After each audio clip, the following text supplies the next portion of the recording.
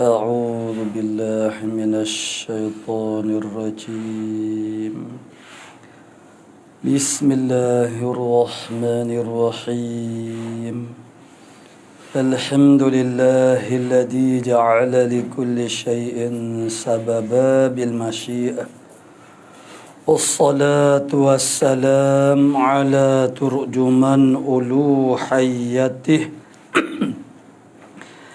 ودليل وحدانيته سيدنا محمد المبعوث ببحر المعجزات لتأييد رسالته وتصديق هدايته وعلى آله وأصحابه وأتباعه أجمعين ولا حول ولا قوة إلا بالله العلي العظيم عدد كل حرف كتب ويكتب أبد الآبدين ودهر الداحرين اللهم فقهنا في الدين وعلمنا التأويل اللهم فقهنا في الدين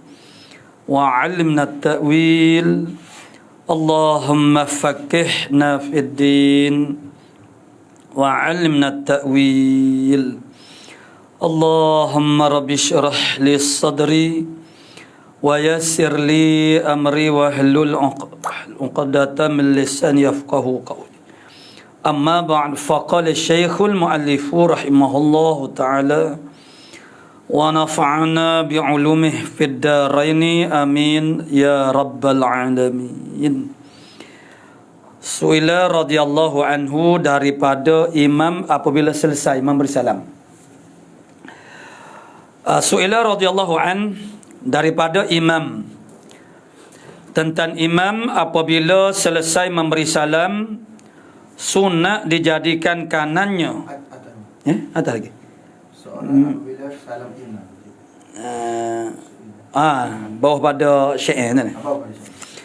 Suila radhiyallahu an seorang apabila salam imam adakah harus bagi makmum bahawa ia masyghul dengan membaca doa dan umpamanya atau tiada. Qala musannifu rahimahullah taala suila radhiyallahu anhu daripada ni biasanya ada perkataan daripada makna seorang yakni tentang seorang apabila salam imam beri salam adakah harus bagi makmum saat ni bahawa ia masyghul sibuk dengan membaca doa dan umpamanya umpama doa atau tiada, maknanya tak boleh tiada harus, adakah harus ataupun tiada. Maka dijawabnya adapun orang yang muwafiq harus ia masyghulkan membaca doa, maknanya imam beri salam jadi dia masih lagi meneruskan membaca doa tasyahud ni lah tu.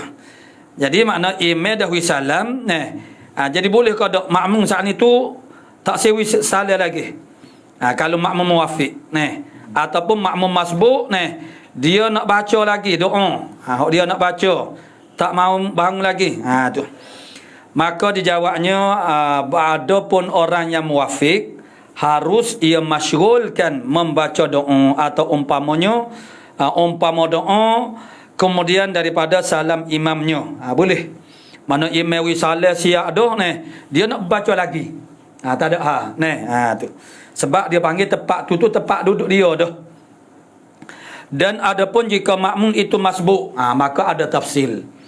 Kalau makmum masbuk padanya ada tafsil.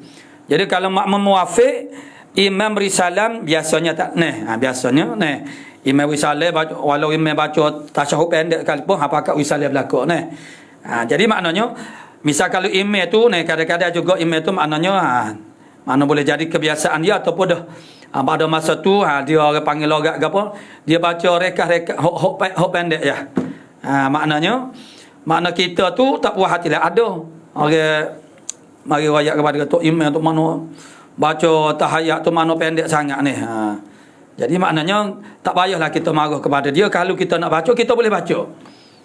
Yang sempurnanya. Tu. Jadi imam wisalah, lama dah kita nak baca lagi. Tak ada gapo, boleh. Tapi kalau makmum masbuk, maka tempat tasyahud awalnya seperti ia dapat 2 rakaat serta imam. Imam katalah semaya zuhur umpamanya, imam tahiyat yang terakhir, makna makmum masbuk tahiyat awal. Tu. Maka demikian juga, yakni boleh. Makna boleh dia tu nak meneruskan baca doakan dan umpamanya, dia tak sibang selalu. Sebab masbuk ni maknanya dia ada lagi lah berbaki. Balance lagi makna rakaat yang perlu dia selesaikan. Tapi dia tak sibikah bang selalu. Dia masih mahu membaca lagi. Imam wisalah dah. Boleh. Tapi serta makruh hukumnya. Kalau dalam keadaan ataupun situasi dia hanya makmum masbuk sani pada tahiyat awal, imam itu tahiyat akhir. Sababnya ia jadi boleh tu kerana dia duduk tu tepat duduk dia tu. Tu kalau dalam kitab berdomain semaya Jumaat dia sebut balas tu. Maknanya dia duduk tahiyat awal tu dia panggil tepat duduk kita tu. Hok tidak tepat duduk kita ni, misalnya kita rakaat yang pertama, imam itu rakaat yang terakhir, atau kita ni rakaat yang ketiga, hok semaya 4 rakaat semaya zuhur misalnya. Imam rakaat yang keempat dah, mana tasyahud akhir. Kita tahiyat mana rakaat yang ketiga. Sebab kita masuk tu kita masuk kepada rakaat yang kedua. Ya, rakaat yang kedua kita ke rakaat yang kedua imam itu rakaat pertama kita. Jadi bila imam rakaat yang keempat, kita rakaat yang ketiga. Jadi rakaat yang ketiga imam baca, rakaat yang keempat imam dia baca tasyahud. Kita pun turut baca tasyahud kerana mutaba'atul lil imam. Jadi tempat kita duduk tu bukan tempat duduk kita, kita duduk tu kerana meraihkan mengikut imam. Jadi dengan sebab tu bila imam tu selesai tak boleh kita duduk lagi.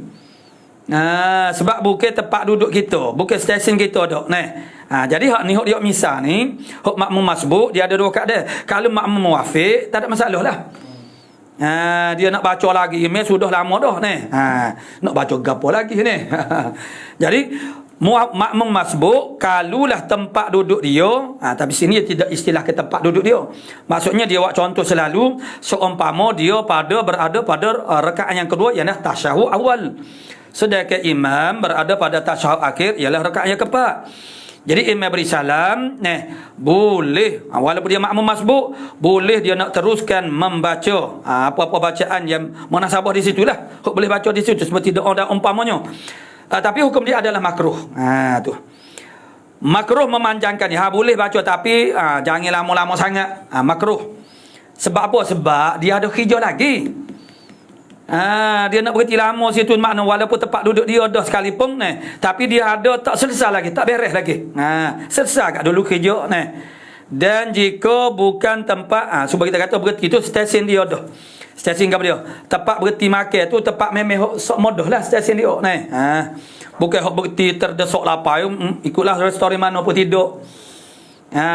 Berhenti mana bukan restoran, tempat-tempat berhenti mana cari tengok ada gerai.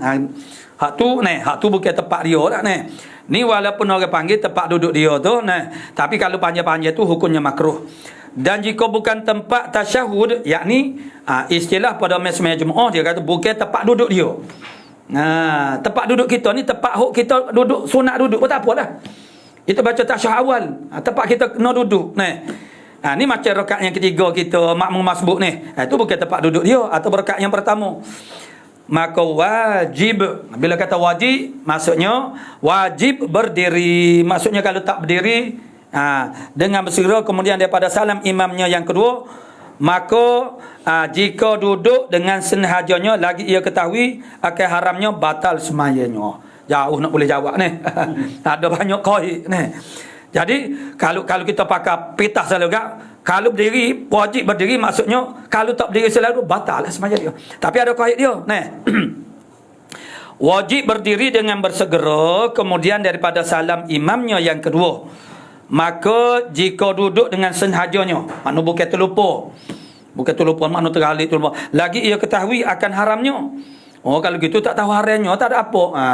Maka orang panggil klik kepada maknanya tiada, kalau tiada ketahui maksudnya kalau jahil yang dimaafkan. Jahil yang dimaafkan, hak jahil tak dimaafkan seperti orang tahu juga. Jahil yang tidak dimaafkan hukum dia seperti orang tahu walaupun dia tak tahu. Sebab sepatutnya dia tahu. Sepatutnya dia tahu tapi dia tak tahu. Sebab apa sepatutnya dia tahu? Sebab tempat dia ramai ustaz-ustaz yang mengajar. Dia tidak ada masalah pendengar. Tidak ada masalah pendengar, masalah dia kalau tak boleh nak belajar ni ke dia.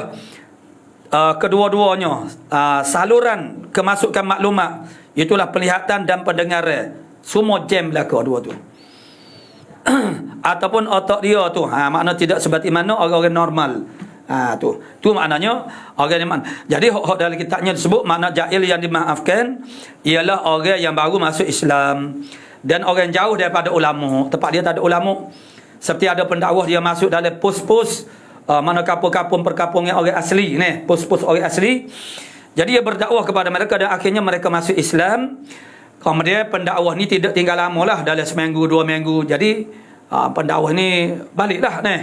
Balik rumah ataupun orang panggil pergi ke mana-mana ni. Jadi ditinggalkan mereka dengan sekadar 2 minggu ajar tentang Islam tu daripada 0 kosong tu ni. Apalah sangat ni. Yang dia tu boleh faham dan boleh tahu dan boleh beramal ni. Jadi mereka tu beramal dengan hak qadar, hak paling basic. Misalnya. Itu mana tasawur orang panggil mana jauh daripada ulama. Tak ada orang yang mengajar ni. Jadi ataupun baru masuk Islam ini makna setahun 2 gitu je. Dia setahun atau setahun lebih sikit-sikit. Itu sebenarnya adalah qadar masa yang luas ataupun lulus untuk mengkhatamkan silabus pelajaran fardu ain Islam. Kalau belajar betul-betul masuk Islam tu makna dia belajar hak fardu ain saja. Tapi apa yang berlaku ada orang yang dia kata dia mualaf lah dia tu mualaf. Mana kutip derma, tak ada gapo lah kutip derma tu. Tapi dia menisbahkan diri dia tu sebagai mualaf. Kita tanya lama mana dah masuk Islam? 10 tahun dah. Masya-Allah. Ni dia panggil salah guna lah. Makna 10 tahun ni dia panggil, dia anggapkan diri dia mualaf. Bermakna dia ni sampai ke matilah mualafnya. Kalau gitu gak maknanya semua sahabat Nabi ni mualaf belaka, Sayyidina Ali tidak mualafnya. Tapi kita tidak pernah di-highlightkan bahasanya para sahabat ni mana mualaf ni. Ni tahu ke tak faham. Dan istilah karya dia panggil saudara baru. Saudara baru. Baru tu setara mana? 10 tahun baru lagi. Kok mana ni? Jadi itulah. Sepatutnya mereka dah mantap dah. Kemah dah orang panggil. Tahqiq dah iman. Tapi masih rapuh lagi. 10 tahun tu. Dia agak apa dia? Tu. Dia orang maknanya orang panggil umur 10 tahun Islam bako dah tak belajar, tak cara mahara kepada belajar gak Sopo yang ni wilah 10 tahun ke 20 tahun kalau tak belajar Tapi kalau belajar orang masuk Islam, dia belajar, dia tahu tanggungjawab dia sebagai orang panggil muslim, maka makna tidak boleh lagi dia bangsakan dia sebagai mualaf. Jadi 2 tahun kalau kita nak orang panggil lama baru ni, mana lama semeta ni mengikut uruf makna bab masing-masing. Jadi kalau dalam bab ni dalam 2 tahun tu terik dah tu maksud dalam 2 tahun tu sebenarnya dari segi menyelesaikan pelajaran hak fardu ain, hak silabus atau muqarrar, hak tak dapat hak fardu ain saja. Tu. Apa yang kita belajar ni hak secara awam tempat kita ni ialah capu aduk habis dah. Mana yang fardu ain, yang fardu kifayah, yang sunat tu. Tanpa dibeza-bezakan Yang sebab tu maknanya kadang-kadang orang hanya memberatkan kepada suatu ilmu sedangkan yang dia belajar tu lebih daripada fardu ain, masuk fardu kifayah bagi sunat. Tapi pada bahagian ilmu yang lain dia tak cara langsung tu. Itu berlaku kepincangan di dalam orang panggil menyempurnakan ilmu-ilmu fardu ain. Sebab itulah Al-Imam Ghazali dalam kitab Minhajul Amir ni dia sendiri pun dalam Aqabatul Ilmi memberi satu orang panggil garis panduan supaya kita umat ni maknanya tahu garis sempadan mana-mana sakat mana dalam ilmu tauhid, sakat mana sempadan hak fardu ain, Kemudian dia pergi kepada fardu kifayah. Biar kita tahu. Bila kita tahu jelas secara orang panggil sempadan dia, maka kita dapat tahu secara pasti bahasanya kita ni sudah beres ke tidak, selesai ke tidak fardu ain ataupun tidak. Nah. Jadi maknanya kalau dia sengaja masih lagi kekal orang panggil duduk membaca sedekah dia makmum masbuk, yang dianya duduk tu bukan tempat duduk dia, yakni bukan tempat duduk membaca tasyahud. So umpama dia pada rakaat yang pertama semaya 4 rakaat semaya zuhur umpamanya, dia masuk pada rakaat keempat imam, bermakna dia rakaat yang pertama. Jadi imam rakaat keempat maknanya tasyahud akhir, dia hanyalah baru rakaat yang pertama. Jadi dia duduk tu semata-mata mutaba'atan lil iman, kerana mengikut imam, bukan tempat duduk dia. Nah, bila imam orang panggil assalamualaikum warahmatullahi, dia terus kekal masih lagi membaca bacaan-bacaan yang berbaki lagi, yang biasa-biasa dia baca pada masa tasyahud akhir. Maka kalau dia tahu dia buat tu dengan sengaja, dia tahu haramnya dengan keadaan makna dia tu orang yang tahu haramnya, dan makna tahu haram, makna kalau dia jahil yang tidak makna sama juga, nah batal sembahyangnya. Nah, itu intaha Fathul Wahhab, kata Zayyadi, panjangnya itu setara mana seperti duduk istirahat. Panjang mana? Hok tadi, koyok tadi. Maknanya tadi makruh dia kata memanjangkan dia. Jadi kalau makmum masbuk, kalau dia tu duduk tempat duduk dia, makna tempat duduk tasyahud awal dia. Yang mana imam tu tasyahud akhir. Imam selesai semaya, wisalah, dia masih lagi nak baca, nah. Jadi jangan lama sangat baca tu. Kalau lama jadi makruh. Lama tu setara mana? Dhabit atau panggil lama tu panjangnya itu seperti duduk istirahat. Itu intaha kata Ibnu Qasim, panjangnya itu, nah. Saat ni Zayyadi, kata Zayyadi saat ni. Saat ni Zayyadi kata Ibnu Qasim pula panjangnya itu lebih atas tamakninah. Qadar tamakninah. Tu. Qadar kita sebut subhanallah, nah. Ibnu Qasim dan mana mim ro, nah. Jadi dalam mukaddimah kita ni dia tak ada royak ni harah-harah rumus. Tapi ni baru ya ni, baru ada harah-harah rumus ni. Tapi yang kita dapat itu kena tengok dari kitab lain. Macam Ain Shin tu Ali Shibra Malisi ni. Tu. Ni Miro ni Mawardi ke wallahu alam ni. Tu. Ni harah-harah rumus dia guna harah rumus. Su'ila radhiyallahu anhu, daripada iman, yakni tentang imam apabila selesai membaca salam, sunat dijadikan kanannya, mana kanan imam saat ni bagi makmum, dan kirinya kepada mihrab. Mihrab, nah. Adakah mihrab itu? Nah, mihrab mana tempat imam duduk tu lah. Jadi tempat imam duduk tu dipanggil mihrab. Mihrab ini maknanya tempat berperan, nah. Jadi maknanya, nah, secara konsepnya atau falsafahnya ialah imam itu sebenarnya adalah seorang general yang memimpin angkatan untuk berperang dengan syaitan. Ya, semaya adalah munajat kita dengan Allah Ta'ala, ibadat kita kepada Allah Ta'ala. Dalam masa yang sama, kita berhadapan dengan serangan-serangan syaitan. Dan syaitan, dia serang hamba itu pada masa semaya lebih hebat berbanding dengan masa-masa yang lain. Sebab apa? Sebab dia tak berjaya dan menghalang maknanya hamba itu daripada melakukan ibadat. Maka dia akan usaha juga supaya hamba saat ni orang panggil tidak mendapat yang terbaik. Yakni walaupun semaya tak boleh nak khusyuk lah mana dan melakukan benda-benda makruhat, supaya akhirnya tak ada pahala langsung, berada juga semaya sah tapi tak ada pahala. Jadi maknanya mana tepat bermaknanya ialah sebagai orang panggil maksud isyarat kepada bahasanya imam ini adalah sebagai ketua imam, pemimpin kepada orang panggil berjuang melawan syaitan. Bila-bila duduk semaya pun duduk berlawan dengan syaitan. Sebab memang kita ni kena lawan syaitan. Kok mana pun tak ada cara lain, syaitan ni kena lawan. Fattakhiduna inna syaitana lakum adum mubin. Itu di antara syaitan itu adalah musuh kamu paling nyata. Kemudian ada ayat yang lain pula, Allah Ta'ala membawa penegasan dengan perintah fattakhiduhu adwa. Maka kamu kena jadikan syaitan itu sebagai musuh. Sebenarnya ayat ni mana tidak perlu, tapi begitulah untuk menegaskan lagi, nak menguatkan lagi, mana kena suruh Bila dah Allah Ta'ala kata syaitan ni ialah musuh kita, yang sangat nyata, maksud dia apa dia? tuntutan dia gap dia, muqtadanya apa dia? Iyalah kena lawan lah kaedah lawan, kaedah musuh-musuh ni gap dia kena lawan. Tapi bahasa dia lah manusia ni dia tak serupa ni. Tak serupa, ada yang derah, ada yang cepat sampai, ada yang lambat sampai ni. Bukan ni. Lambat siapa dia punya fikrah dia ni.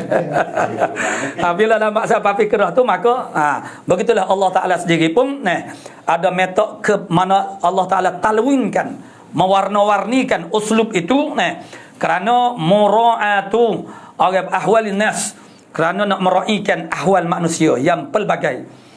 Begitu juga mana ibadat itu hikmah yang paling besar. Ini dibicarakan dalam kitab tasawuf. Umpama dalam kitab hikam. Apa hikmah Allah Ta'ala mentalwinkan? Dia bahasa kitab hikam dia panggil talwin. Mewarna-warnikan akan ibadat-ibadat. Apa? Kerana mura'ah kepada tabiat kita manusia. Manusia ni tak boleh benda yang sama. Benda yang sama ni dia akan jadi jemung.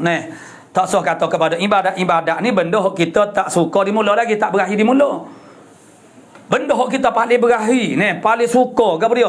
Makan ni pun tak boleh hok sama benda kita paling berakhir pun mana dia orang panggil muka nak menikah dia kena ke apa dia?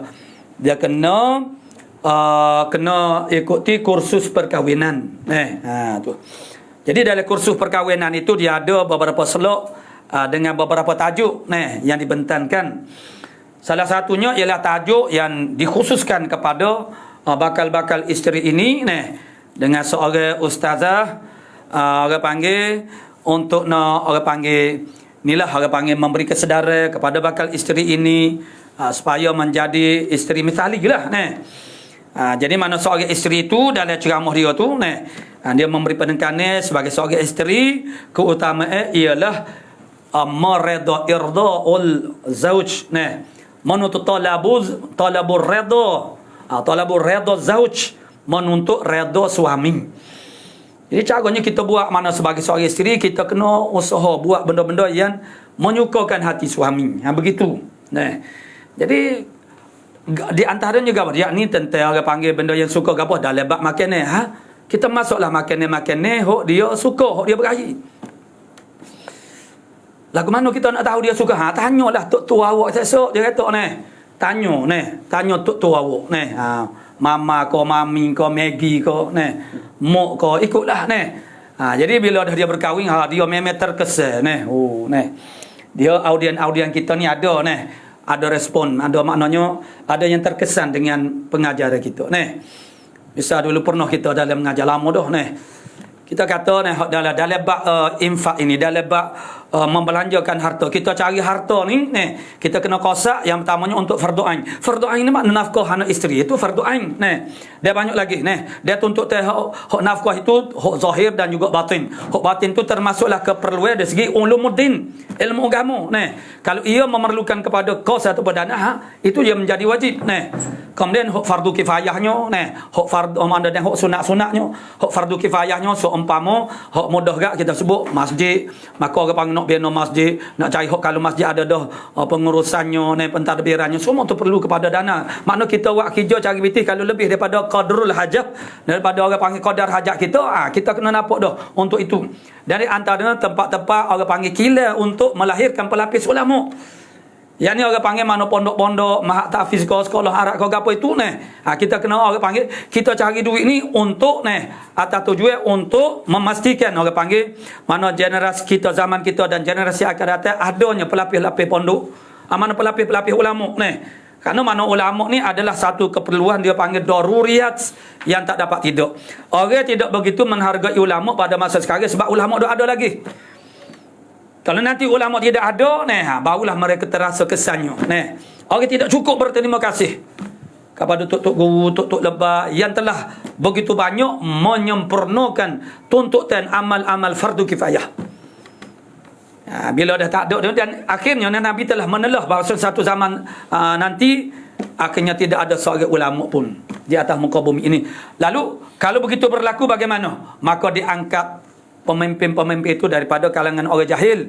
Lalu mereka ditanya, lalu mereka menjawablah dengan kejahilan mereka itu. Lalu mereka sesat dan menyesatkan manusia. Jadi maknanya Maknanya kita alhamdulillah masa sekarang ni masih lagi ada ulama, walaupun orang panggil, kalau kita nak bandingkan sebenar-benar dengan hakikat orang panggil ulama itu tu makna dengan ulama zaman dengan orang panggil standard piawaian, makna ilmu orang panggil yang orang panggil munasabah dipanggil sebagai ulama itu di zaman kita sekarang ni kalau ada pun boleh jadi 2-3 orang Tapi begitu oleh kerana dari segi istilah, bila orang panggil dalam pepatah bahasa Melayu pun kata kalau tidak ada rotan, akar pun kau dia pi. Akar pun berguna juga. Tak biasa dengar pun. Pi lebih terselamat. Pi terselamat sebab dia lewat lagi Kalau orang panggil lewat sikit, hatu terkena. Pi boleh tengok orang panggil tengok rakam ni jadi anak-anak ayat cerita saat ni ialah kita duk syarah begitu kepada dia hak fardu ain ni, hak fardu kifayah, mana tengok pondok-pondok Hanawi cadang banyak sebenarnya tapi kita nak buka minda orang tu.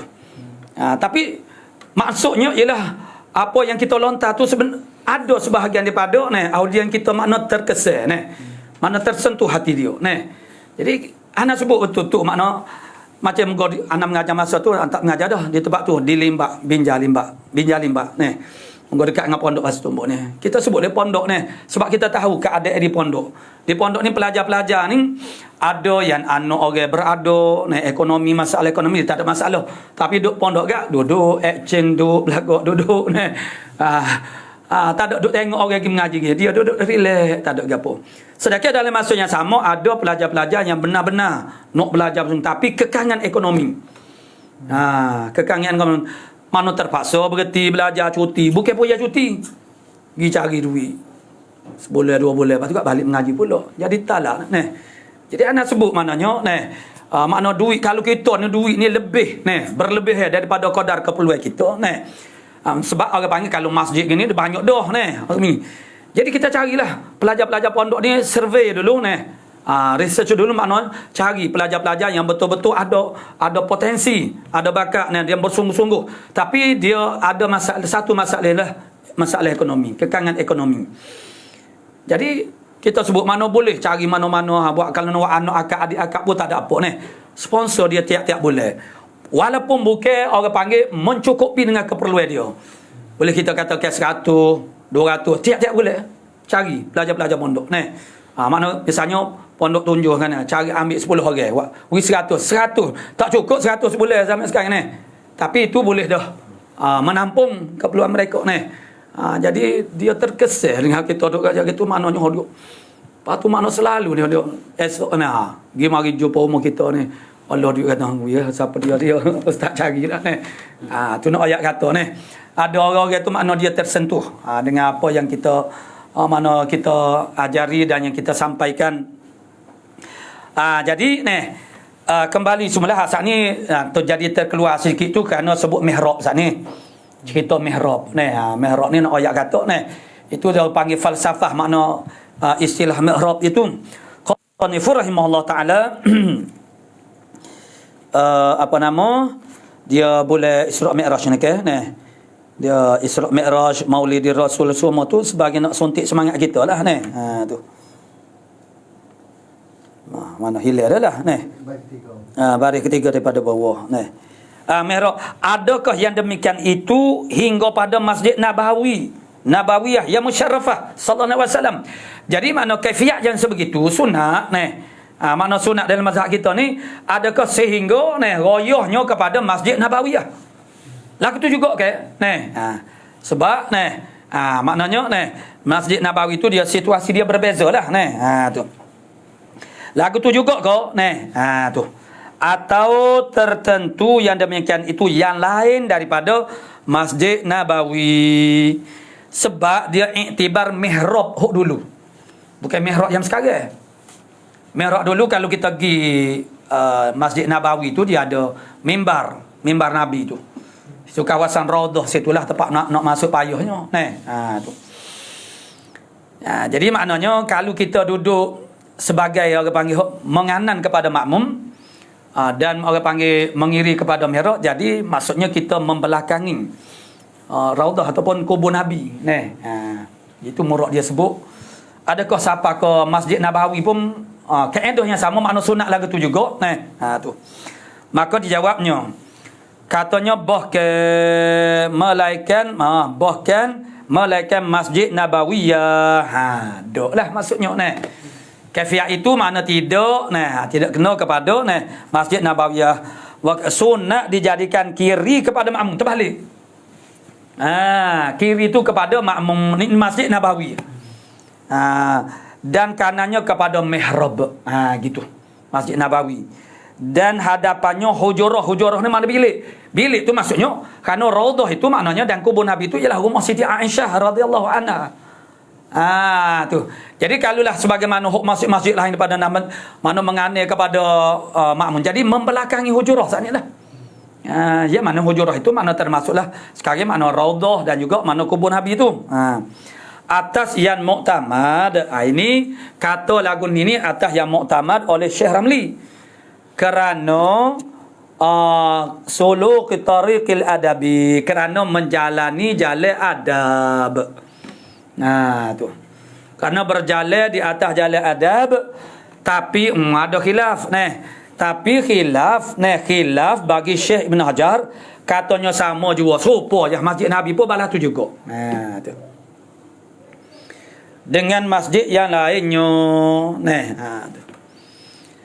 Kata Aisyin ni Ali Sibra Malisi lah. Sunat dijadikan kanan kepada makmum dan kiri kepada mihrab, jikalau pada ketika minta doanya sekalipun. Jadi itulah maknanya, bila kita tak baca kitab-kitab ni maknanya dalam mazhab kita ni terikut tengok trend, tengok orang banyak lagu mana banyak buat lagu tu, orang nak jadi tu imam itu macam yalah maha tafi ke pusat tafi tu, patutnya dia segala adab dan kafiah ni maknanya perlu diajari secara khusus lah jadi imam itu. Tu biar jadi mutabaqah dengan perkara-perkara yang akmal, yang terbaik. Li Syekh Ali Sibra Malisi dia kata maknanya masa minta doa pun masih lagi menganan kepada makmum. Tu. Jangan dihadapkan mukanya kepada ke kiblat. Tu. Maksudnya mana jangan hadap ke kiblat Mana jangan itu bukan jangan hari tidak. Tu makna yang moleknya ialah masih lagi orang panggil menganankan kepada makmun. Tu. Hasyiah Syekh Jamal dan Bujairimi. Qala musannifur rahimahullah taala suila radhiyallahu an, daripada seorang apabila ihram dengan semaya. Ihram tu maksudnya takbiratul ihram, dan keluar daripada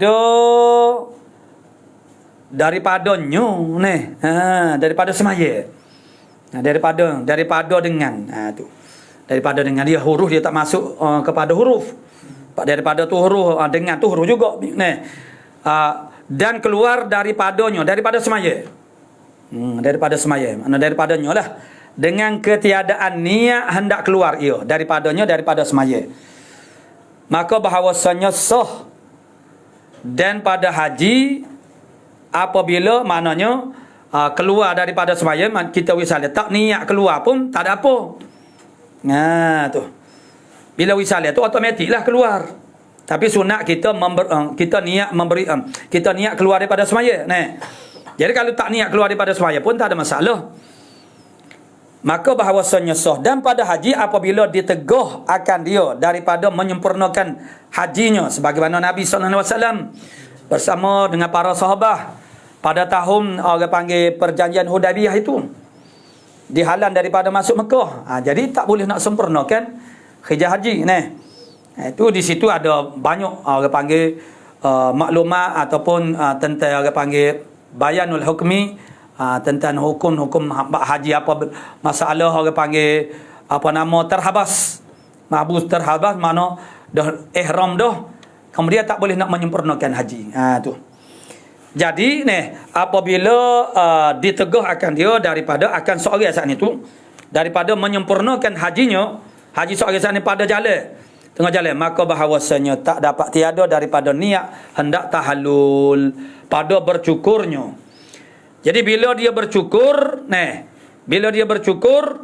dia kena niat tahallul, niat hendak tahallul. Tu pada bercukurnya dan pada menyembelihnya. Melih kambing tu maksud dia kena niat tahallul. Sebab dia tak ada sempurna haji ni. Nak tubik. Dia kena tahallul, tak tahallul gak jawab dia. Pak bila lah ihram, tidak tertanggal daripada dia selagi tak tubik gak tu. Maka terlekatlah segala pantal lagi. Berbeza dengan orang yang sudah menyempurnakan haji. Ni dia tak ada sudah buat haji lagi jadi hak saat ni semaya pun saat ninya zahirnya bukan dia tak sudah semaya, makna dia keluar pakai keluar begitu je. Dengan tidak niat keluar. Ya tu jadi. Maksudnya ialah bila seorang tu hak saat ni tu makna dia keluar daripada semaya, maksudnya bukan sudah semaya dah. Dia bakal keluar begitu je. Tu tak payah niat keluar daripada semaya. Makna sah tu maksudnya jadi. Ya, jadi keluar dah daripada semaya. Maknanya terkeluar dia daripada lingkungan hukum semaya tu. Hukum semaya tak boleh kecek dengan orang, tak boleh tu.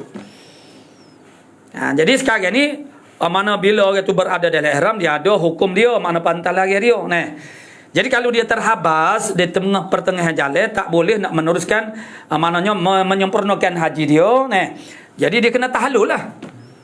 Jadi nak tahallul itu dia kena niat tahallul pada masa bercukur dan juga menyembelihkan binatang tu. Tu. Maka apa farq? Jadi soalan yang dia nak ditanyanya ialah apa beza antara keduanya? Apa? Semaya ni kita pakai tubik dengan tak payah niat semaya dia jadi haji apa tak boleh, dia kena niat tahallul. Tahallul maksud keluar daripada apa nama ihram haji. Apa beza dia nya? Tu.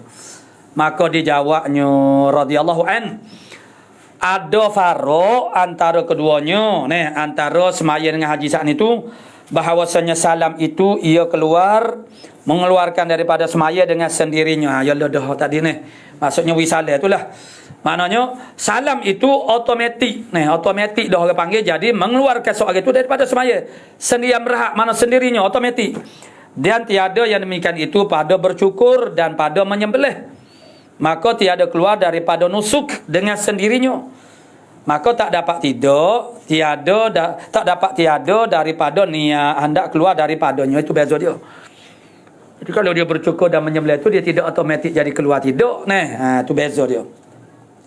Su'ila radhiyallahu anhu, daripada seorang laki-laki sembahyang, maka dibejangkan dua matanya sebab menuntut kesenangan daripada melihat barang yang membimbangkan hatinya. Dia nak khusyuk lah.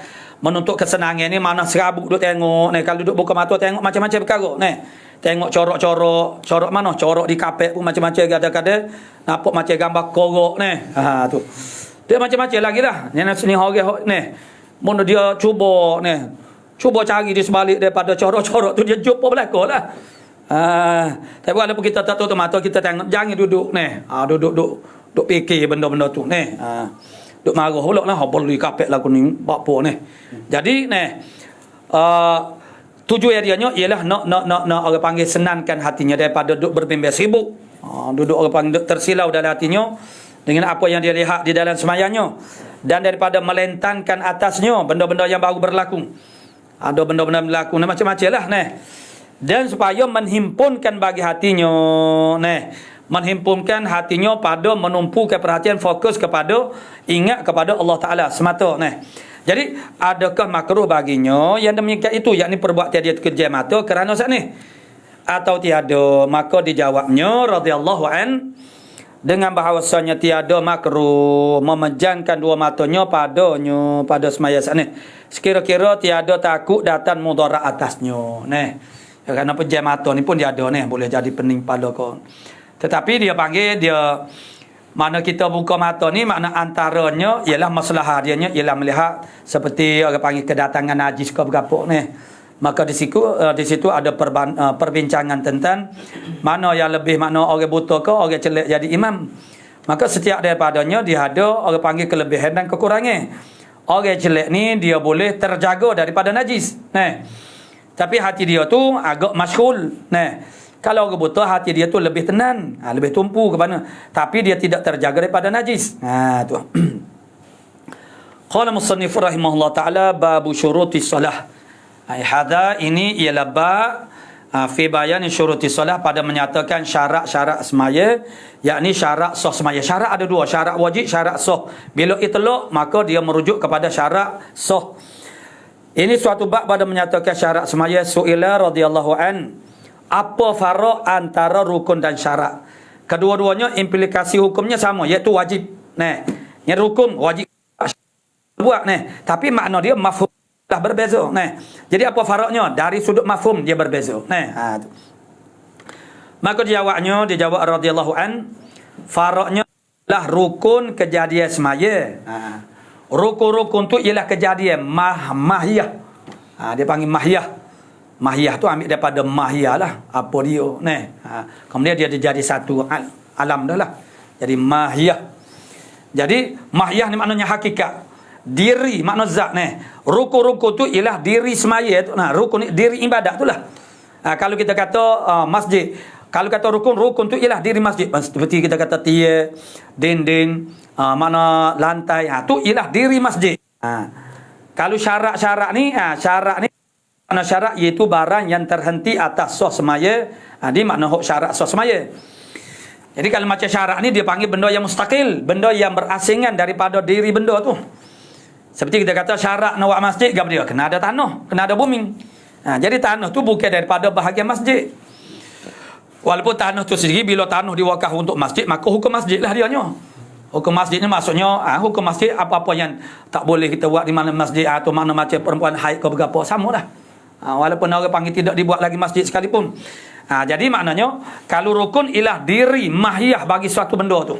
Ada pun syarat ni benda yang nak mengesahkan. Jadi kerana hari ni misalnya nak buat masjid kena ada tapuk, kena ada booming sabak. Manusia belum sampai lagi kepada suatu tahap kecanggihan orang panggil ilmu dan teknologinya boleh membuat binaan tergantung-gantung di hawa. Kalau ada pun makna memang boleh, tapi memerlukan untuk kelangsungannya itu boleh berlaku, itu adalah memerlu kepada orang panggil sumber tenaga yang tu parut belanja ni. Kekal duduk boleh. Dengan ilmu yang ada manusia ada ni boleh dah buat ni. Sebab so, kata terbel tu lah. Duduk terbel tapi tu bergerak ni. Tapi untuk duduk gitu tu maknanya itulah banyak tu. Jadi sekarangnya hok boleh buatnya ialah hok strata ni. Hok strata tu maknanya tingkat 2, tingkat 4, tingkat ni duduk kongsi gerai hok tolak ni. Gerai tolak maknanya atas hok bagi hok bawah sekali. Jadi maknanya boleh buat tinggi. Boleh satu tapak tu boleh buat mak orang panggil 90, 100 buah rumah ni. Di atas tapak yang sama. Jadi itu makna syarat. Syarat ni benda yang asing daripada ibadat tu. Adapun rukun tu ialah diri kejadian ibadat tu sendiri dah. Ada makna syarat itu iaitu barang yang terhenti atas sah semaya. Sah semaya tak sah semaya ialah di atas syarat ni lah. Kalau tak ada syarat ni maka tak adalah masyurut. Masyurutnya ialah sah semaya tu. Tu. Jadi misalnya suci daripada hadas, hadas kecil, hadas besar, itu adalah syarat. Jadi sah semaya itu makna masyurut. Disyaratkan nak sah semaya itu ialah dengan suci daripada hadas. Dan bukan kejadian sembaya, yakni bukan mahiyah semaya, yakni bukan mahiyatis solah. Su'ila radhiyallahu an, berapa syarat semaya yang disyaratkan sah semaya dengan dia? Dengan syarat radhiyallahu anhu, syaratnya 9. 9 yang lain daripada Islam. Jadi 9 ni hak lain daripada Islam. Islam dia syarat sah semaya Islam, syarat wajib semaya pun Islam juga ni. Yang lain daripada Islam tu bila 9 tu lain daripada Islam. Iaitu mengetahui masuk waktu. Mengetahui masuk bukan masuk waktu ni.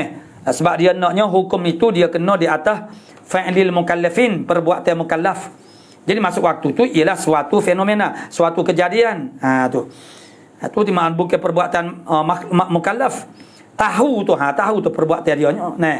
Cumanya mengetahui itu sama ada atas jalan yakin ataupun zon. Dengan yakin atau dengan zon. dan menghadapkan kiblah. Menghadapkan itu dia panggil perbuatan hamba. Dua, dan menutup aurat dan mengetahui kaifiatnya. Tu dengan dia lah. Dan suci daripada hadas dan najis pada badannya dan pada pakaiannya dan tempatnya, tempat semaya. Dan meninggalkan berkata yang lain daripada Quran dan zikir dan doa. Ataupun dengan ibarat yang lain, maksudnya meninggalkan perkataan ajnabi. Ajnabi itu dinisbah kepada semaya. Ajnabi nisbah kepada semaya. Jadi hak ajnabi, hak orang panggil kepada ajnabi kepada semaya tu apa dia? Hak selain daripada Quran, zikir, doa. Itu dia panggil lafaz-lafaz yang ditasyri'kan di dalam semaya. Lafaz-lafaz yang disyariatkan di dalam semaya mana? Quran, zikir dan juga doa. Jadi lain daripada tu dia panggil kalamun ajnabi. Ajnabi kepada semaya.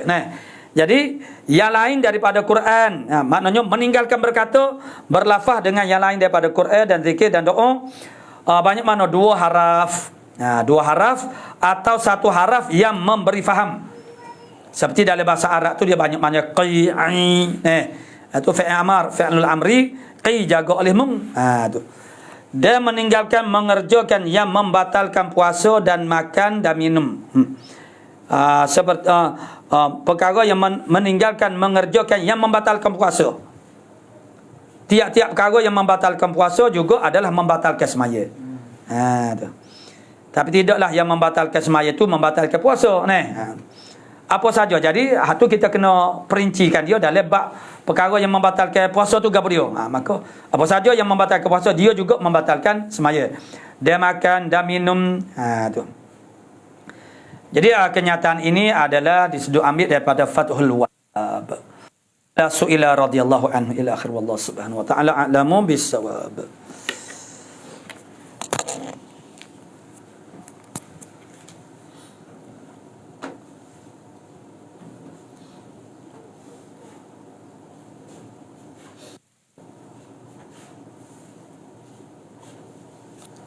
A'udzu billahi minasyaitonir rajim. Bismillah. Alhamdulillahilladzi nahmaduhu wa nastaghfiruh wa na'udzu billahi min syururi. Faman yahdihillahu fala mudilla lahu wa man yudlil fala hadiya lahu. Amma ba'd, faqala Syekh al-mu'allif rahimahullah ta'ala wa nafa'ana bi 'ulumihi fid darain. Amin ya rabbal alamin. Wal 'ilmu la yaji. Betul tak? Wal 'ilmu la yaji li ghairillahi kama ruwi an ma'maril awahi. Tu. Jadi ini menjadikan kita agak lega sikit. Merujuk kepada matan yang sebelum daripada ni. Masalah berkongsi guru itu akan dosa. Mana pelajar-pelajarnya yang tidak ikhlas. Tu. Seandainya dia tahu mana pelajar tu yang belajar dengan dia tu tidak ikhlas. Jadi di sini agak nampak lebih luas sedikit. Jadi kata kita pakai capur selalu wal ilmu la yaji'u dengan takhfif. Bermula ilmu tidak datang li ghairillahi, bagi selain Allah. Artinya la yakunu ma'aluhu, tidak adalah tempat kembalinya ilmu tu illa lillahi ta'ala, malaikat hanya bagi Allah Ta'ala. Bagi Allah Ta'ala bagaimana? Tanya bi'an yushibahu, dengan bahawa menyertakan akan dia. Maknanya oleh akan dia, akan seorang saat itu amalun, oleh amal, wahwa menyertakan dia akan ilmu tu oleh amal, wahwa gab dia amal itu al-ilmu nafi'. Amal tu ialah ilmu nafi', ilmu yang memberi manfaat. Tu. Faka'anna, soalannya begini. Kata syarih kita Hasan Masya', soalannya musannif kita kata wal ilmu la yaji li ghairillahi. Boleh jadi kita tak buat apa nampak lagi. Jadi soalannya begini. Faka'annahu, maka soalannya musannif qala, berkata musannif, la yamtani'u min tahdithi ahadin, tidak tertegah daripada kita mentahdiskan, menceritakan hadis, mengajarkan hadis akan seorang likaunihi, kerana keadaannya ahad itu ghairu sahihin niyah, tidak sah niat dia. Tidak sah niat ni bukan tidak sah niat dari segi fiqh, tidak sah niat ni dari segi ikhlas. Itu dikatakan saya tak ada niat. Tak ada niat tu maksudnya morak dia jadi berasa macam dia berasa macam dia tu tidak ikhlas. Tu. Itu orang-orang mana orang yang baik dia berasa lagu tu. Kalau orang tak baik dia perasa kata dia baik. Itu sebagaimana dulu ada kan makna diminta dia tu menceritakan suatu hadis. Dia kata itulah Abul Ahwas. Dia kata saya tidak ada niat pada masa sekarang tu. Maksud dia rasa macam iyalah kadang-kadang kita ni dia ada bi'ah suasana pun situasi yang tertentu. Yang kita rasa dialah ada serabut perut kau bergapo kau macam-macam lah tu. Jadi kata seolah-olah musannif kata tak ada halang sebenarnya fala la yamtamanna, tidak ada halang kalau kita nak mentahdiskan akan seorang itu kerana dia tu makna tidak sahih niatnya. Fa innahu situ sebab dia panggil ialah macam pelajar. Memang dia baharu nak kalau kita kata pelajar, kalau kita tidak ambil dalam konteks ilmu hadis ni. Dia sebut ni dalam bab hadis, mengajar hadis. Jadi kalau kita kata dia tu baru nak belajar baru nak belajar mubtadiin. Jadi macam mana dia nak ikhlas, dia baru saja nak mengenal ilmu Islam apa yang kita ajar dia dulu, akhirnya kita duk royak, duk ajar, duk tarbiyah dia akan jadi ikhlas lah. Tu. Jadi fa innahu yurja lahu sihhatuha ba'du. Maka bahawasanya seorang tu makna ahad itu yurja lahu, diharapkan bagi ahad itu sihhatuha akan sahnya niyatih, akan niat dia tu ba'du selepas itu, selepas daripada belajar tahdis itulah ba'da tahdis. Tu. Walaupun sekarang kita katakan dia tu tidak ada niat ikhlas tu. Jadi kita lagi kena ajar dia kalau tidak, kalau begitu itu akan menghampurkan orang panggil tahdis itu. Li'anna al-ilma la yaji'u illa lillah. Kerana ilmu la yaji'u li ghairillah. Sini dia buat illa illa lillah. Ini li ghairillah dalam matan. Li ghairillah, ilmu tak datang bagi selain daripada Allah Taala. Makna ilmu tak datang melainkan lillah. Tu. Malaikan kerana Allah. Tu. Jadi fa'ani bagi nak mengukuhkan dia panggil dakwaannya nama syarah ni fa'ani Tsauri daripada Sufyan Tsauri annahu, bahasanya Sufyan Tsauri qala berkata maka nafin nasi, tidak adalah pada manusia afdalu min talabatil hadis, yang terlebih afdal daripada penuntut hadis. Faqila lahu bi ghairi niyatin, maka dikatakan bagi Tsauri dengan tanpa niat. Maknanya kalau dia tidak ikhlas niatnya, itu masuk bi ghairi niyatin tu. Faqala talabuhum lahu niyatum.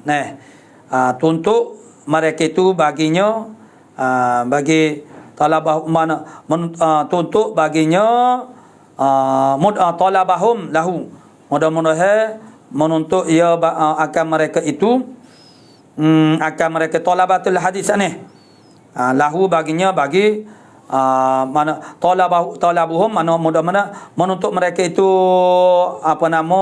talabatul hadis talabatul hadis lahu bagi Allah Ta'ala mana niyatan akan niat. Mudah-mudahan maksudnya ialah yurja, makna diharapkan. Tak apalah kalau sekarang tak ada niat ikhlas lagi, mudah-mudahan ada kesedaran bila dia duduk belajar. Tu di situlah ya ada masa kita tu macam kita dapat ilmu dah. Kita dapat ilmu ni maknanya dia panggil al-fathu. Kita faham suatu perkara, kita dapat ilmu tu dia panggil fathul ilmi. Kerana dibukakan babil fahmi, dibukakan bab faham. Ini suatu perkara yang sangat ajib. Dan anak sendiri pun makna biasa dengar makna Allah yarham Ustaz Leh pun dia sebut maksudnya kita belajar ni maknanya tak semestinya kita faham selalu sekali kita belajar kita nak faham belakang semua kita belajar hari ni tak boleh lah gitu, tak jadi. Kalau hok bahagia di sekolah pun hok kajian dibuat, kalau pelajar dapat serap pengajar guru dalam kadar 30% itu adalah sangat-sangat tinggi dah. Daripada keseluruhan pengajar guru. Tu. Maklum sajalah apatah lagi zaman sekarang. Zaman sekarang orang panggil mana pelajar-pelajar ni dah wangi pukul 2 pagi tidur 3 pagi duk layar gadget Dan itu ni kajian oleh seorang profesor daripada Universiti Harvard di England sana.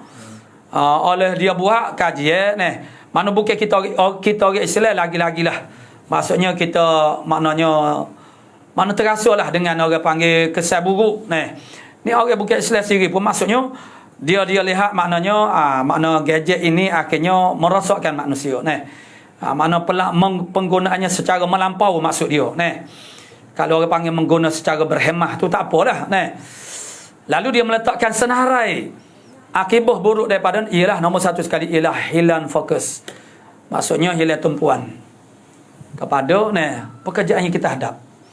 Pelajar-pelajar duduk dari kelas tapi fikiran dia melayan. Sebab apa? Kemasukan maklumat yang terlalu banyak menyebabkan berlaku kesibukan dalam hati kita dengan maklumat-maklumat tu jadi kita tak boleh nak fokus satu-satu perkara apatah lagi kalau kita orang Islam ni, kita semaya tu kita nak khusyuk ni ialah perhatian sepenuh hati kita tu hanya untuk Allah Ta'ala saja. Tapi itu jadi lebih sukar pada masa sekarang dengan sebab begitu kita tahu banyak perkara. Sedangkan di kalangan guru-guru kita hok dulu-dulu hok belum ada internet baca surat khabar apa dia kata tak ada nak baca surat, baca kitab pun tak ada habis lepas tu dia memberi orang panggil apa nama alasannya lagi kerana bila baca surat khabar buat serabut buruk hok kita tak tahu jadi tahu orang sengaja dah surat khabar tu halan ambil kalau setengah surat khabar tu sengaja dia cari benda-benda hok pelik-pelik jadi benda hok kita tak tahu kita jadi tahu tu. Qala musannif rahimahullah taala jadi itulah maksudnya mudah-mudahan itulah harapannya jadi kita didiklah pelajar-pelajar kita tahu dah permulaannya kita dengar duduk kecil tu nak jadi juga tu nak jadi jadi walaupun kita tu tak seronoklah lagu tu makna kita kena tarbiyahlah dia kita ajar dulu kemudian kita terapkan secara perlahan maknanya sebab kalau kita nak cari orang yang benar-benar ikhlas daripada awalnya lagi payahlah dah setengah daripada pondok itu ialah poknok tu setengah daripada guru tu dia panggil pondok-pondok ni apa panggil pondok sebab poknok sebab belah sana dia tak panggil pondok poknok nak tak say poknok tu ya daripada Allah yarham atau guru haji Pak Sungai poknok poknok jadi pok yang nok sangatnya nak pergi masuk pondok kerana poknok say jadi nok ikhlas lagu mana boleh ada ikhlas tetapi janganlah kita pakai reject gini kalau gitu makna pondok ni supaya juga Allah yarham Tuan Guru Haji Hashim dia kata tengok sekarang orang tidak cukup menghargai kewujudan pondok sedangkan realitinya mana orang panggil bila dah seorang tu maknanya dah tidak diterima di mana-mana tempat di sekolah tak terima tak boleh dah masuk lain baru atas pondok apalah orang panggil tapi pondok tetap terima juga ada yang di kalangan mereka yang dah lekat pun jadi jadi orang panggil jadi orang tempat lain tak terima dah tak boleh proses dah ni pondok terima juga walaupun pondok-pondok ni bukan orang panggil hospital untuk lebih kepada orang panggil tapi terima sebab apa terima kalau pondok tak terima orang lain tak terima dah nyanyilah dia jadi maksudnya ialah makna bila walaupun orang tu pun secara mana terima juga harapan dia nya asal ni dah begitulah juga belajar ialah macam poknok sana kan memang dia tidak ikhlas Tapi kita ajarlah dia kepada ikhlas itu. Mudah-mudahan satu hari nanti Allah Ta'ala beri hidayah taufik kepada dia untuk boleh jadi ikhlas pula. Tu. Qala musannif rahimahullah ta'ala kama ay mislul khabaril ladzi ruwiya an Ma'mar. Sebagaimana khabar yang diriwayatkan daripada Ma'mar. Ma'mar mana ni? Ma'mar al-Awwahi. Tu. Bapa panggil al-Wahi. Ruya an Ma'mar bi fathih mimaini. Dengan fathahkan dua mim. Mana? Ma'mar. Dua mim itu patuh berlaku. Huwa Ibnu Rashid. Ma'mar Ibnu Rashid. Dia ni digelarkan dia sebagai al-Awwah. Apa? Ai surat ta'awuh. Tahu mana? Dia kata apa tu? Min wa khafatillahi ta'ala. Tu. Bukan mengeluh. Bukan mengeluh. Mengeluh tu kan orang mengeluh itu adalah tanda-tanda orang kurang redha dengan qada Allah Taala. Dia tak maksudnya dia kerana takut kepada Allah Taala siapa bunyi seolah dia. Makna dia tu duduk tafakur, duduk mikir tentang orang panggil takut nak berjumpa dengan Allah Taala macam mana cukup kau bekalan sehingga digelarkan dia sebagai Ma'mar al-Awwah. Qala berkata Ma'mar talabana al-haditha, menuntut oleh kami akan hadis, mana belajar oleh kami akan hadis. Wa ma lana fih, dan tidak adalah bagi kami padanya pada talabil hadis itu niatun, tak ada niat. Tak ada niat tu macam mana? Maksudnya tidak ada niat yang ikhlas. Dia tak mari lagi. Jadi macam saat ni lah, macam budak-budak masuk pondok moga ialah mak ayah dia nak masuk mana dia pun dia malah dia pakai masuk gitu. Rupa-rupanya bila masuk pondok suka seronok. Apa bebas bukan serupa di sekolah asrama ni mana di pondok gak bebas lah. Dia suka orang tanya, suka duduk pondok, suka. Jadi orang tanya tu macam kita balik mula-mula mana suka ke duduk pondok. Kita nak jawab suka tu dari sudut mana Kalau kata suka galuk memang sungguh suka. Tapi bagi kita masuk suka tu ngaji tu Jadi summa razaqana, kemudian merezekikan akan kami Allahu an-niyata. Akhirnya Allah Taala rezekikan kepada kami niat ikhlas itu. Dah kami belajar tu. Kita buat dulu intan surul hayan surkum. Kena kita mula, kita nak redha Allah Taala, kita kena redha kepada Allah Taala dulu. Redha ni mana terima apa saja Allah daripada perbuatannya dan juga ahkamnya barulah Allah Taala akan redha kepada kita. Wa qissatul Ghazali, dan seperti kisah Imam Ghazali, wahya qissatul Ghazalinya anna abahu mata'an, bahawasanya ayah Imam Ghazali itulah nama dia Muhammad bin Muhammad, dia sendiri pun Muhammad juga, mata'anu, mati meninggalkan daripadanya. Supaya faraid lah ni ibarat dia tu mata'anhu daripada Ghazali wa an akhihi Ahmad, dia dua beradik Imam Ghazali dengan Syekh Ahmad tu. Fataraka lahuma saufan inda syaikhin minal mutasawwifah, maka meninggalkan oleh abu tu bagi kedua mereka tu saufan. Saufan sini anaknya ada dua ihtimal sauf, mana baju bulu di sisi syekh daripada al-mutasawwifah, orang yang bertasawuf. Falamma nafida habis sauf sani tu adakhalahuma, maksudnya habis atau saufan tu makna dia meninggal kepada seorang guru tasawuf. Bila habidah ilmu guru saat itu adakhalahuma al-madrasata, maka memasuklah oleh al-mutasawwif syekh min al-mutasawwifah sani akan kedua mereka Imam Ghazali dan juga Syekh Ahmad ni al-madrasata liya'isha, akan madrasah supaya boleh hiduplah keduanya. Idza kana apabila adalah kedua mereka, itulah Imam Ghazali dan Syekh Ahmad ni min talabatil ilmi, daripada menuntut ilmu jadi liya'isha, supaya hiduplah kedua. Falamma nabagha fil ilmin, maka apabila mereka ni jadi nubur, nabara ni jadi pintar, cerdiklah pada ilmu ni, dapat menguasai ilmu dah. Bolehlah orang panggil ni. Mana sudah orang panggil nampak dah. Dah nampak dah dalam ilmu tu. Tu makna nabara. Okay, ada hok pelajar-pelajar pondok dia duduk setahun 2 tahun gelak gelemak ni. Apa awak entah nak berhenti ni. Saya tak nampak ke satu ni. Malu muka saya mau banyak dah ni. Malu orang panggil malulah mak ayah duk tangguh lagi ni. Tu. Sebab dia tak nampak ke satu ni. Ni maknanya maka tak kala nabara fil ilmi wa balagha ma balagha dia sampailah.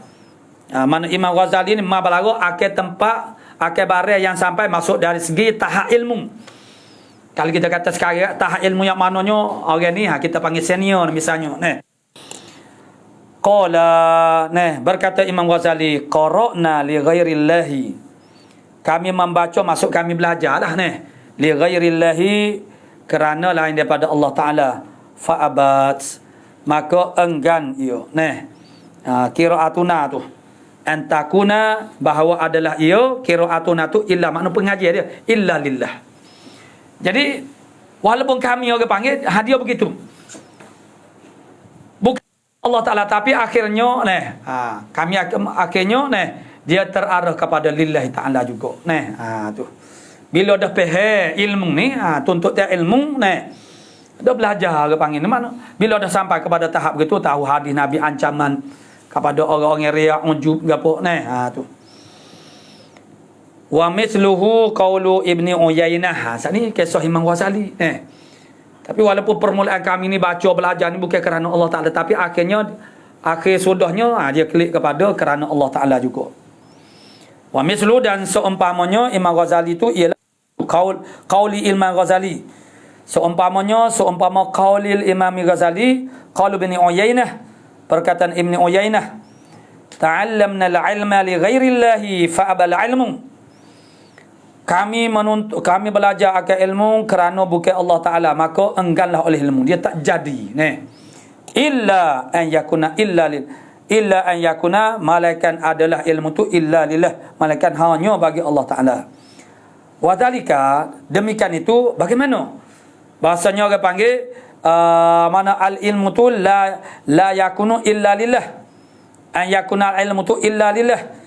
Wadhalika lima kerana barang fi tahsilil ilmi pada kerana sabitlah barang pada menghasilkan ilmu itu minal fawaidil kathirati al masyhurati daripada faedah-faedah yang banyak yang masyhur aqalluhu yang paling sedikitnya daripada orang panggil tahsil ilmu itu ialah annahu bahawasanya seorang itu idza waqa'a fi maksiatin paling tidak apa ni macam mana orang panggil keadaannya maknanya dia kata saat ni bila mula-mula dia belajar tu maknanya bukan kerana Allah Ta'ala tapi akhirnya dia akan pergi kepada kerana Allah Ta'ala sebab kerana orang panggil pada menghasilkan ilmu tu dalam usaha ni kita menuntut ilmu nak mendapatkan ilmu tu tak dapat tidak ni pada masa tahsilul ilmu itu dia akan berlaku proses-proses ini kerana dalam usaha kita mentahsilkan ilmu itu ni di sana ada fawaid yang sangat banyak dan masyhur maka hak paling kurang apa dia paling kurangnya ialah apabila jatuh seorang itu pada maksiat arafa anha maksiatun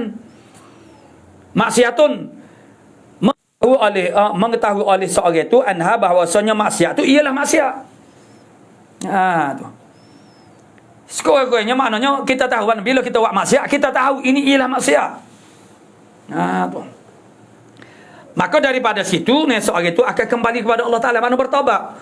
Kalau kita tak tahu kita buat tu ialah maksiat, maksiat yang kita buat tu ialah maksiat macam mana Kalau kita tak mengaku kita sakit, payahlah nak bekerjasama dengan doktor kita kata tak sakit apa dia jahil tak jahil itu makna jahil murakkab maksud tak mengaku dia tu jahil dia tak tahu jadi macam mana dia nak belajar dia rasa tahu dah tu kebanyakan orang panggil masyarakat kita dia berasa dia pandai dah jadi bila ustaz mengajar bab semaya mengajar bab semaya atau mengajar hak tolo jah tapi hak tolo tu pun dia tak tahu juga berasa diri tu pandai jadi tidak akan berusaha untuk mengubah diri ataupun meningkatkan sebab dia berasa pada dah cukup dah tu.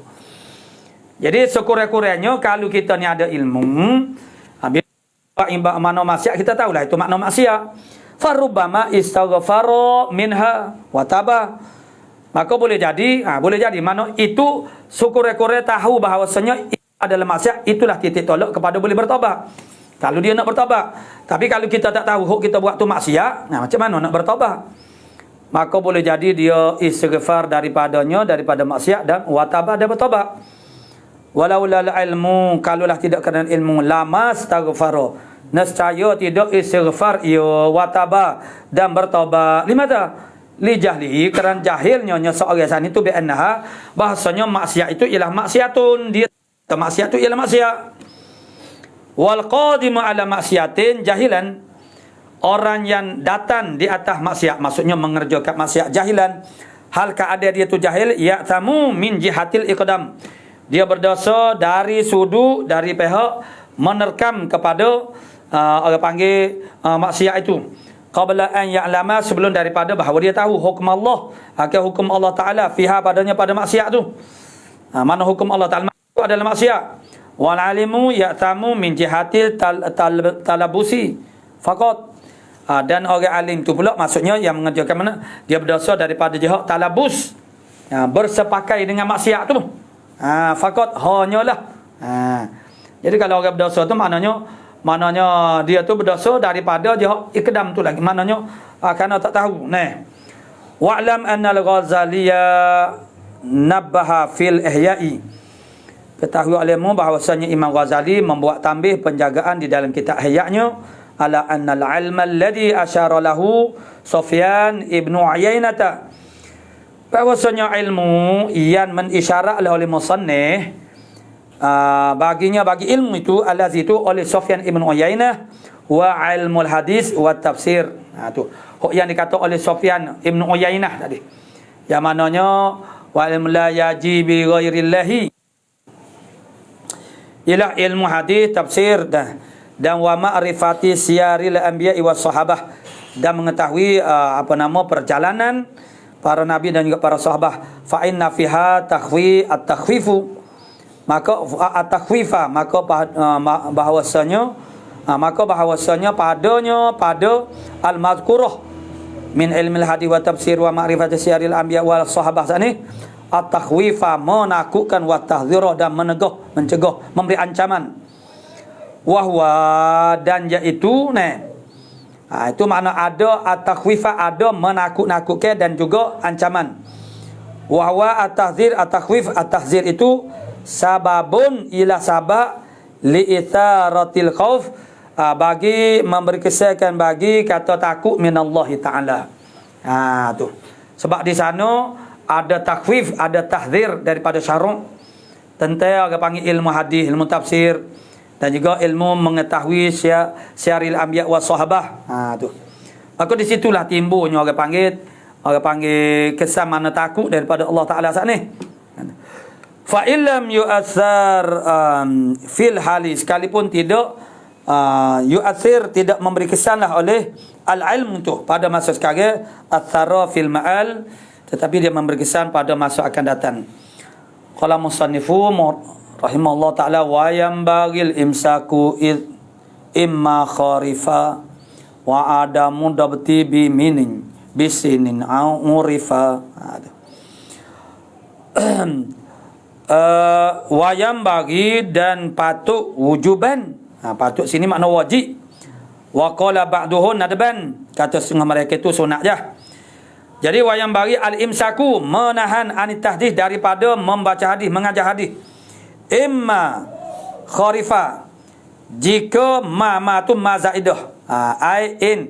Sebab apa ma zaidah? Dia asalnya ma ba'da iza, ya talibal ilmi, hei penuntut ilmi, khuzil faedah, ambillah satu faedah. Ma ba'da iza ma zaidah, ma lepas daripada iza tu ialah ma zaidah. Jadi sekarang bukan iza in, tapi in ni dia sama dengan, seumpama dengan iza juga pada pihak ada makna syarat. Jadi maknanya ma tu ialah ma zaidah, makna tak ada lah. Makna in kharifa, jika kharifa, jika kharifa ni fasadul akli, mana nyanyuk mana rosak dah akal. Rosak ni maksudnya bukan gilut, tidak, maknanya nyanyuk nyanyuk.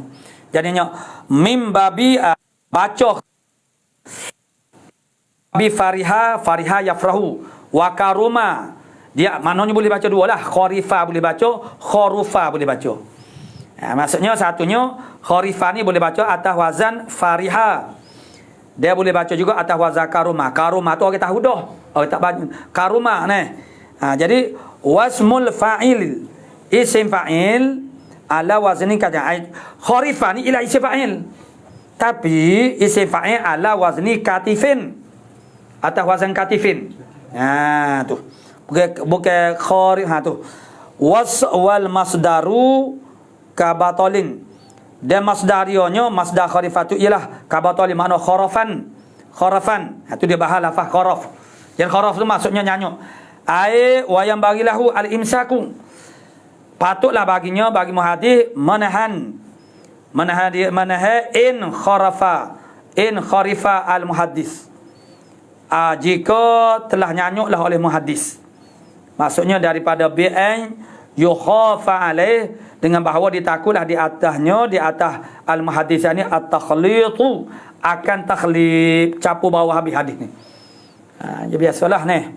Ada yang begitulah, ini dibincang oleh para muhaddis juga ni, tentang muhaddis yang sampai kepada satu tahap umur yang dia tu jadi nyanyuk ni. Jadi mereka itu ditinggalkan daripada mengambil hadis daripada mereka tu. Sebab mudarat dia ni besarlah. Wa yudkhilu fi hadithihi, memasuklah oleh muhaddis ni fi hadithihi, pada hadisnya ma laisamihu, barang yang bukan daripada hadis tu. Tu maknanya tafsir kepada maknanya kharaf tu.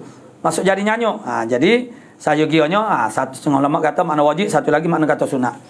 Tak sudah ambillah hadis daripada seorang muhaddis yang telah orang sampai kepada tahap ni. Wa yang bagi al-misa'in kharifa wa adamu dhabti, dan ketiadaan dhabit. Maksudnya tidak dhabit dah. Tu. Dhabit ai adamu tahdidil harf. Tidak orang panggil tiadaan tahdid, mensakatkan akan huruf. Ai wa adamu dhabti. Ai adamu tahdidil harf. Artinya makna tiada tahdid, tidak sakat huruf. Dia nak buat umur bisening dengan umur, urfan pada urufnya. Tak ada lah orang panggil nak tahdidkan huruf itu dari segi umur tu, tak ada lah. Secara tahdidnya tu. Cuma secara lebih nak, sebab setiap orang tu dia berbeza. Seperti juga sini aqallu sin, sekurang-kurang tahun orang panggil tahammulil hadis. Dulu yang kita belajar dulu. Sekurang-kurang tahun orang panggil boleh menanggung hadis. Masuk boleh kita ambil hadis daripada dia. Kalau dia tu dengar hadis tu daripada Nabi start umur berapa?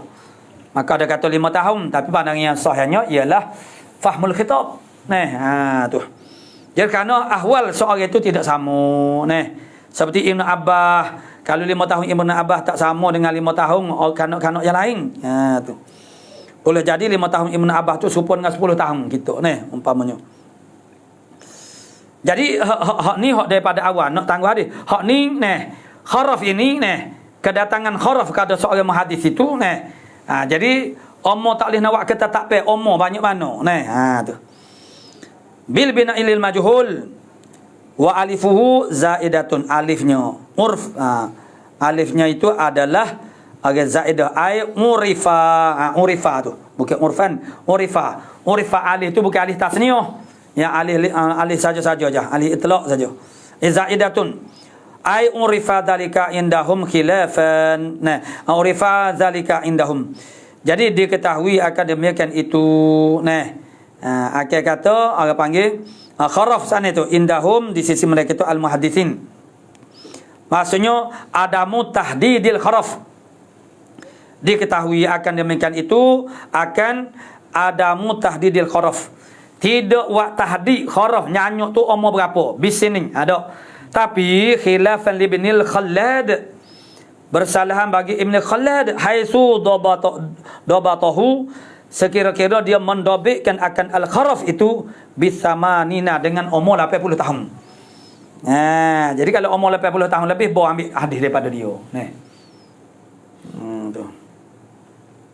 Mahadis 99, tak nyanyuk lagi ni. Tapi saya lah mana power orang panggil IQ dia tu ni, kuat menterikah dia tu, bukan diguna untuk Islam. Tu.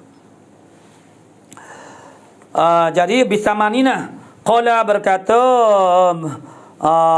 mana Ibnul Khallad, berkata Ibnu Khallad, dia kata sekat umur 80 tahun je. Dia lebih pada 80 tahun enggak mengarut dah dia kata ni. Kata dia ni, itu ghalib kalau kita nak kira ni. Macam menopause lah ni. Jadi wa tasbihu wa dzikru wa tilawatul Quran aula bih. Duk bertasbih, duk berzikir, baca Quran itu terlebih utama dengannya. Dengan syekh ni muhaddis yang umur dia tu sampai 80 tahun bolah duk tahdisnya ni. Takut salah lah ni. Itu Ibnul Khallad ni tu. Fa in yakun sabital aqli, maka jika adalah al muhaddis itu sabital aqli, sabit akalnya, akal dia masih mantap lagi. Manakah kata buana lagi, tok ewek lagi. Nah. Mujtami ar-ra'yi. Tu. Sifat yang kedua, mujtami ar-ra'yi, berhimpun pandangan. Maksudnya fikiran dia masih fokus lagi. Tu. Fala ba'sa, maka tak mengapa walaupun 90 tahun sekalipun. Nah. Tu. Jadi Ibnu Khallad sani sekat 80 tahun je. Lepas pada tu nyanyuk dah dia kata ni. Faqad haddatsa ba'daha. Ini dalil dia ni terhadap kenyataan ni. Maka sesungguhnya telah mentahdis, telah mencerita mengajar hadis ba'daha ba'da samanina, selepas daripada umur 80 tahun. Siapa dia? Anas bin Malik. Anas bin Malik umur panjang ni. Dan berterusan dia tu orang panggil masih lagi. Dia umur dia menjangkau 100 tahun lebih. Jadi walaupun sudah melebihi 80 tahun, dia masih lagi cergah. Mana mengajar hadis kepada manusia. Tu. Wa Sahlu ibnu Sa'din, Sahal bin Sa'ad. Tu daripada kalangan sahabat. Wa minat tabi'ina, daripada kalangan tabi'in Syuraiju Al-Qadi wa Sya'bi. Juga mentahdis lebih daripada umur 80 tahun. Wa min atba'in, dan setengah daripada pengikut mereka itu tabi'in saat itu Al-Laits. Atba'in makna tabi'in. Itu maksudnya atba'ihim tu maknanya tabi'in. Mana tabi'in pula Al-Laits, Imam Malik bin Anas, wa Ibnu Uyainah. Tu. Mereka juga mentahdis melampaui umur 80 tahun. Itu menunjukkan makna boleh. Maknanya letak duduk orang panggil kharaf tak kharaf ini ialah orang panggil ketetapan akalnya. Kemantapan akalnya masih lagi itu. Wa qala Malikun innama yukharriful kadzabun. Tu. Sesungguhnya jadi nyanyuk tu ialah orang yang berdusta, sangat berdusta. Orang suka kecek belawak, dia jadi dibalakan oleh Allah Taala tu atas dunia lagi, mana jadi nyanyuk lah. Qala al-Hafizu al-Iraqi fi Tabsirah. Berkata oleh Al-Hafiz al-Iraqi dia dalam kitab Tabsirah dia. Wa haddatsa ba'dal mi'ati, mentahdis selepas daripada mi'ah umur 100 tahun minas sahabah radhiyallahu taala anhum Hakim bin Hizam. Wa minat tabi'ina, lebih hak sani dia ayat 80 tahun. Hak ni lebih daripada umur 100 tahun ni. Lagi power lah maksudnya daripada kalangan sahabat seperti Hakim Ibn Hizam, mana dia masih lagi tahdis walaupun umur sampai 100 tahun. Wa minat tabi'ina Syuraik bin Abdullah apa dia An-Nimari nunggu An-Nimari wa man ba'dahun, dan mereka selepas daripada tabi'in Al-Hasanu ibnu Arafata wa Abu Ishaq wa Ibrahimu mani korama wa Ibrahimu ibnu Alin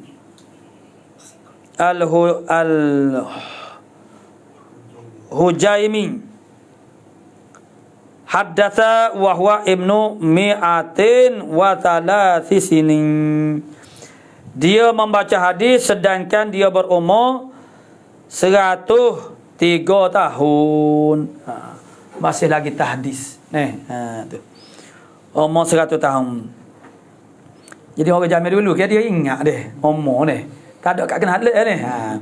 Tapi begitulah dobik mereka walaupun tak catat pun dia ingat ni. Dia adalah penanda-penanda dia tu macam orang tua Jamil dulu juga. Boh merah lah dia tu situlah. Dia tahulah Qara al-qari'u yauman 'ala al-Hujaimi. Ni. Cerita Hujaimi ni dia mengajar hadis umur dia 103 tahun. Mengajar hadis lagi. Ni.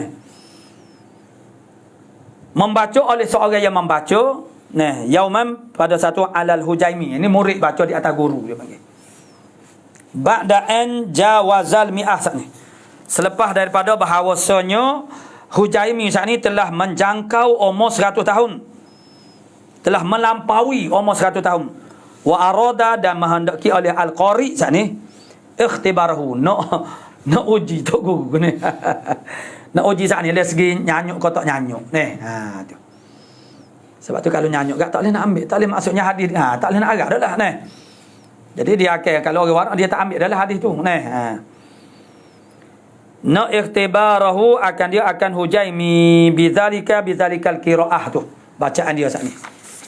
Jadi apa baca dia kata innal jabbana hatfuhu min fawqih. Sesungguhnya orang yang jabban penakut, sesungguhnya orang yang penakut hatfuhu matinya, hatfuh makna maut. Sesungguhnya orang yang penakut matinya, mati orang yang jabban saat ni min fawqih, daripada atasnya, maksudnya malakul maut lah. Mana penakut ni mana tidak mati di medan peperangan. Itu tak ada gapo lagi. Bandingnya dia buat bandingnya kal kalbi yahmi jildah biraqih, seperti anjing yang memelihara, yang mengawal, yang menjaga akan kulitnya dengan tanduk anjing saat ni. Tu. Faqala lahu al-Hujaimiyu, maka berkata baginya bagi Al-Qari sani oleh Al-Hujaimi. Pipih ke sani? Mana seperti anjing yang menjaga kulitnya dengan tanduknya. Tu.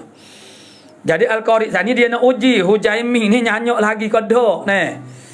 Faqala lahu al-Hujaimiyu, maka berkata baginya bagi Al-Qari sani oleh qul kata ke as-saura. Mung kata saur, ya'sur. Maksudnya orang lembu yang menanduk ni, anjing menanduk. Anjing mana ada tanduk? Anjing yang menanduk, yang menjaga ke kulitnya dengan tanduknya. Qul as-saura. Mung kata saur, mana lembu? Ya'sur mana yang menanduk dengan tanduk dia ni. Maknanya makna intizam lagi, muntazim lagi ni. Maknanya tak nyanyuk lagi. Memanglah kalau orang nyanyuk apa kalau dia anjing ada tanduk dia tak boleh nak beza dah tu. Jadi fa innal kalba la raqalah, maka sesungguhnya nate anjing dia tak ada tanduk tidak ada tanduk baginya tu. Jadi yang Al-Qari ni bukan cale-cale orang jugalah makna.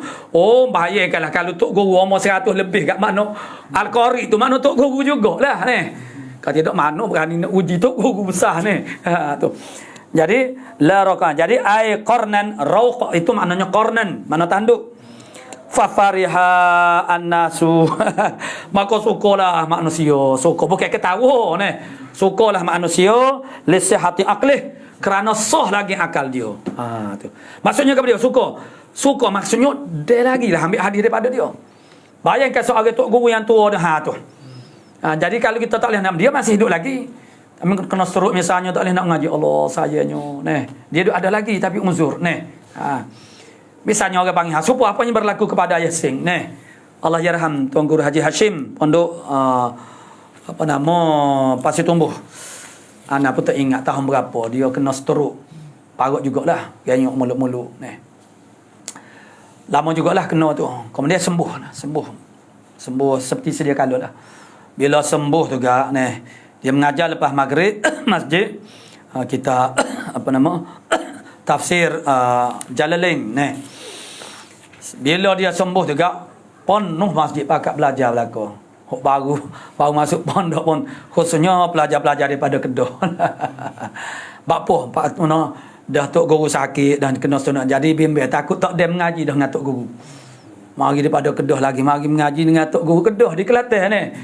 Tapi mengaji nama saja mengaji pondok Pasir Tumbuh tapi tak dia belajar dengan tok guru. Tok guru ada lagi. Sayang lah gitu ni. Jadi pakak turun mengaji belaka. Ni. Tu. Ayatnya maknanya syukurlah makna si Allah tok guru kita maknanya ni ingat lagi ni. Tu.